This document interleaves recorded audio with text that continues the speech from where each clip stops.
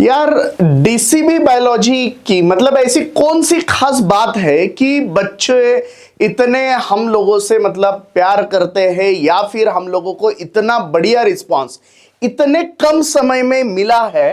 तो ऐसी क्या चीजें हैं जो डीसीबी बायोलॉजी को इतना खास बनाती है?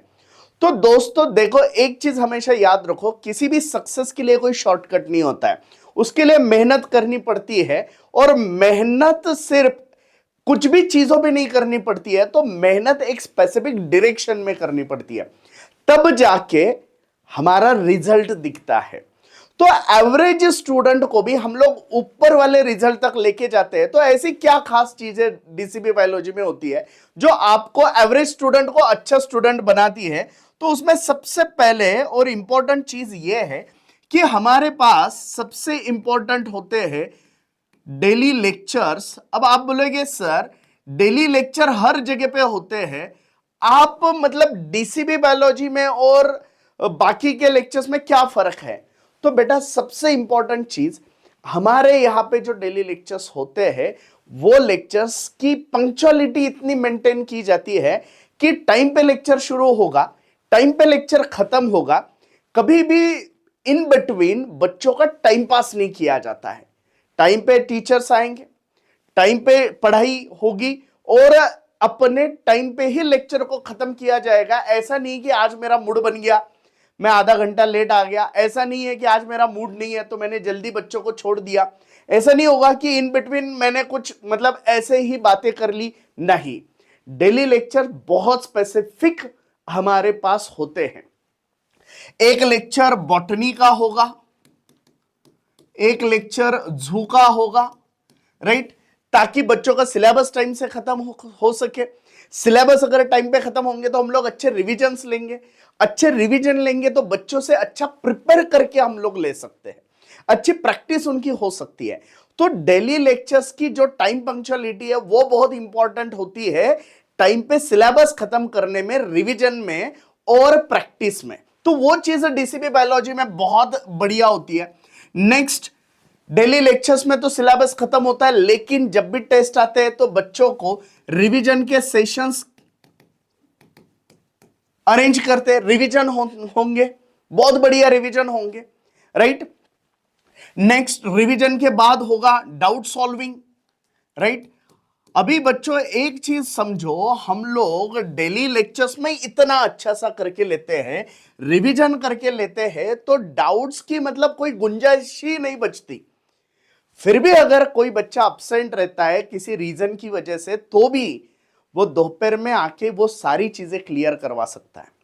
और हम लोग हमेशा बच्चों के लिए अवेलेबल होते हैं, ये इंपॉर्टेंट चीज है। नेक्स्ट, सिर्फ डाउट सॉल्व नहीं करते, तो उसके बाद होती है एमसीक्यूज की प्रैक्टिस।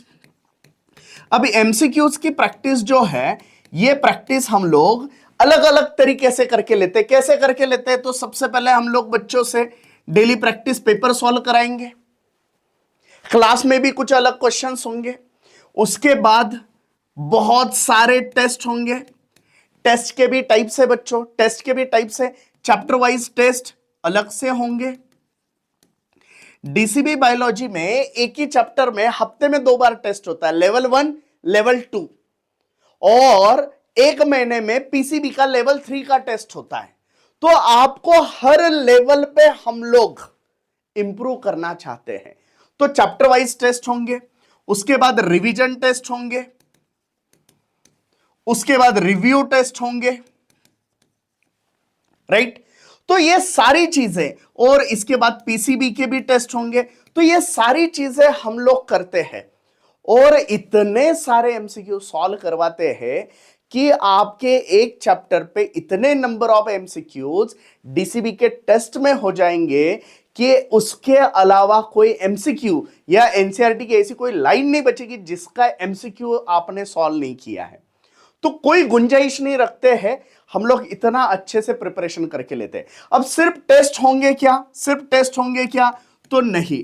टेस्ट के बाद क्या होगा बच्चों? Paper discussion.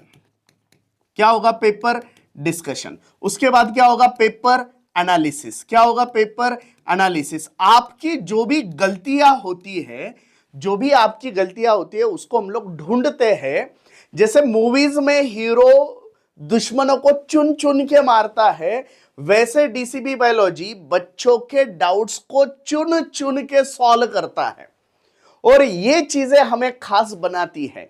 Daily lectures, revision, doubt, MCQs, DPP test, chapter wise test, revision test, review test and paper discussion and paper analysis. तो मैंने जैसे कहा, किसी भी सक्सेस का शॉर्टकट नहीं होता है। अगर आपको नीट का प्रिपरेशन अच्छे से करना है, अगर आपको बेस्ट रिजल्ट देना है, अगर आपको बड़ा एमबीबीएस का कॉलेज अगर चाहिए, तो बेटा उसके लिए पूरे 2 साल की मेहनत लगती है और तभी जाके ये सिलेक्शन होता है। और आपके इस 2 साल की मेहनत में डीसीबी बायोलॉजी हर बार आपके साथ खड़ा होता है, हर चीज में सपोर्ट मिलता है। फिर चाहे वो प्रिपरेशन हो, पर्सनल लाइफ हो, मोटिवेशन हो, हर चीज में आपको सपोर्ट करेंगे और फिर आपका रिजल्ट लाएंगे। अगर आपके दोस्त, भाई बहन जो भी है, उन तक ये मैसेज पहुंचाओ। नहीं तो क्या होता है, हम लोग फेक एडवर्टाइजिंग के चक्कर में गलत क्लासेस को, गलत इंस्टीट्यूट को ज्वाइन कर लेते हैं।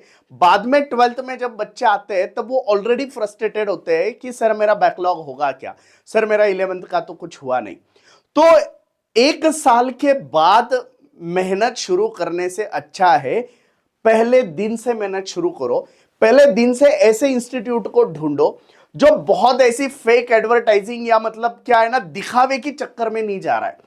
लिमिटेड नंबर ऑफ स्टूडेंट के बैचेस वाले इंस्टीट्यूट ढूंढो, लिमिटेड नंबर ऑफ स्टूडेंट्स को पढ़ाने वाले टीचर्स को ढूंढो और ऐसे जगह पे आप ज्वाइन करो, क्योंकि वहां पे इंडिविजुअल अटेंशन आप पे होता है, आप पे फोकस होता है, आपके रिजल्ट पे काम किया जाता है, ना कि नंबर ऑफ स्टूडेंट्स को देख के काम होता है। तो रिजल्ट जहां पे होता है ना बच्चों, उस इंस्टीट्यूट्स को ज्वाइन करो। और रिजल्ट फेक भी होते हैं, ये चीज हमेशा ध्यान में रखो कि कौन से इंस्टीट्यूट के रिजल्ट अच्छे हैं। क्लास पे आओ, विजिट करो, देखो वो बच्चे हमारे पास थे या नहीं थे, और उसके बाद ही क्लासेस ज्वाइन करो। तो 10 to 11th मूविंग स्टूडेंट्स के लिए अगर आपको लगता है कि डीसीबी बायोलॉजी में ऐसी क्या खास चीजें हैं, तो ये खास चीजें हैं, तो हमारे अर्जुना एंड एम्स बैच को ज्वाइन करना मत भूलिए। Thank you.